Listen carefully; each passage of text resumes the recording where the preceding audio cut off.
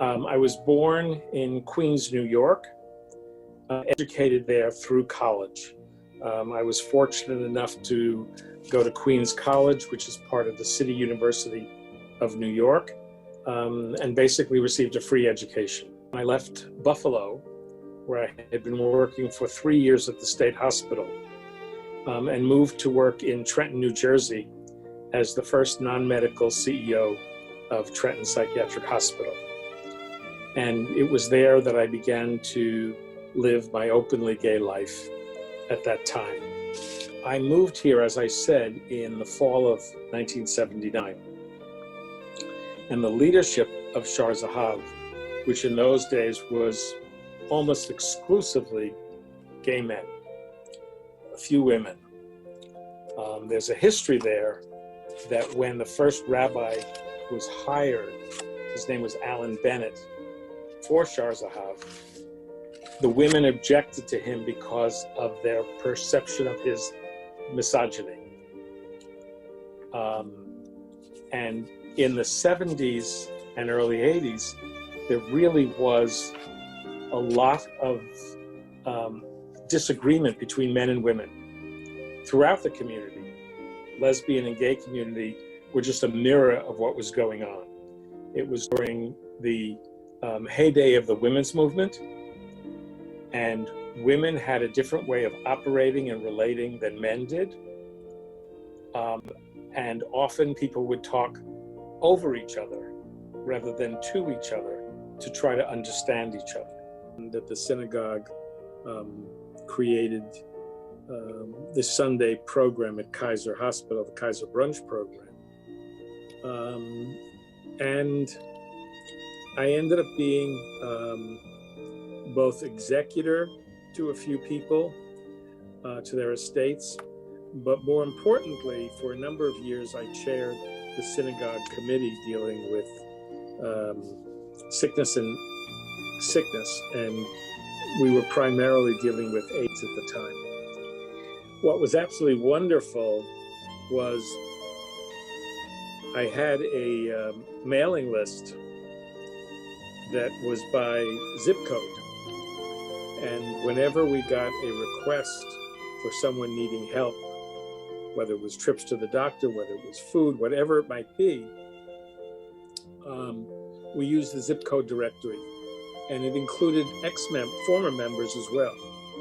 And during all those years, we never got a rejection from anybody when we called to ask them to provide assistance to someone who lived in their neighborhood.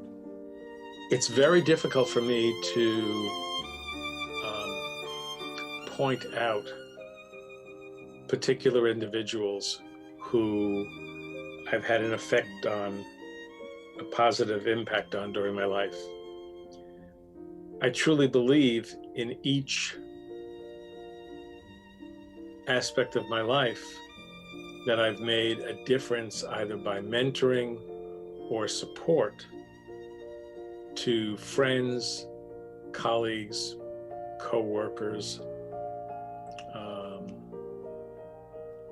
And so I'm proud of that in each position I've had that impact on people. The synagogue community, I've had significant impact in my work with Hillels, and my work with the executive directors of the Hillels in Northern California. I believe I helped mentor them to be successful in their roles. When we've had discussions at the first session of a leadership session, and people go around the room and say, why they agreed to participate. More than half the people will say, well, Paul asked me, and then he asked me again, and I'm here. And the other thing they used to laugh about and pick on me, is that I always kept some frozen chicken soup in the freezer, or was able to bake a cake or take out some chicken soup to bring to somebody who was ill. I kind of believe I'm here, still here, to fulfill a purpose, and that's why I do the amount of volunteering I do, rather than learning how to draw, which I would be a terrible failure at.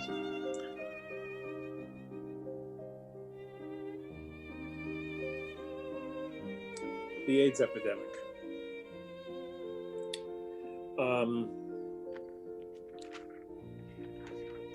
It came upon us, rather suddenly. I became HIV positive in the mid-'80s, and I lost dozens of friends in New York, in Pennsylvania, where I had lived, in Los Angeles, Chicago, as well as the Bay Area. I never discussed it with my mother. Each of her siblings had lost a child. And I never wanted to put her through that. I think she figured it out. My mother was a smart enough woman, but she never asked the question, and I never offered. When my friend Brian, who I mentioned was the nurse who I worked with for years at Davies, the last week of his life, when I had to hospitalize him, they asked me about the do not resuscitate. And it was the first time I had to sign the do not resuscitate order. And I admit I cried. I walked away crying because I knew what I was doing. Coming out is not a one-sentence answer, as we will discuss probably during the next months. It is a process. I met my first partner, Alan Gold, in San Francisco at a Christmas Eve party in December of 1979. And we were together 5 years. And we purchased and renovated a Victorian off the Panhandle together. And we're still friends. It took a while. Those things are not easy, but we probably still speak once a week. And I met Bob in synagogue. I was younger and prettier and did a good job, and he came up to speak to me afterwards, and I was cordial, but just cordial. And he came back the next 2 weeks, and I didn't come to services the next 2 weeks. So he had dates with a number of other people he met. And then the congregation had a baseball game at the marina. And one of the women was really a jock. She was a strong baseball player. And I was playing shortstop. And she hit a line drive, which of course I didn't catch quickly enough, but it hit me in my thigh. And I went down. And Bob was on the sidelines, and he came running out as the doctor treated the fallen, injured baseball player. And so they helped me off the field, and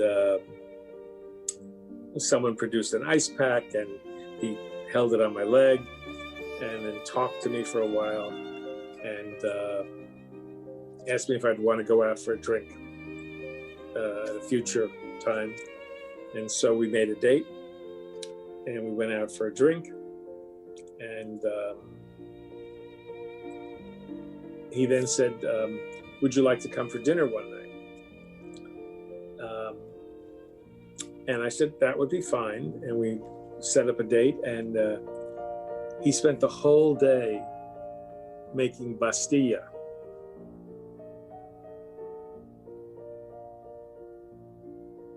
I was 5 years old.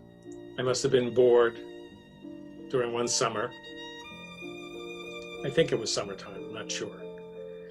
And I took myself up to the elevated number 7 line at the 90th Street station, took the train 3 stops to the 74th Street station and climbed down to make a transfer to the underground subway, and stood at the end of the express track because I knew there was an E train and an F train, and I knew I had to be in the last car of the E train.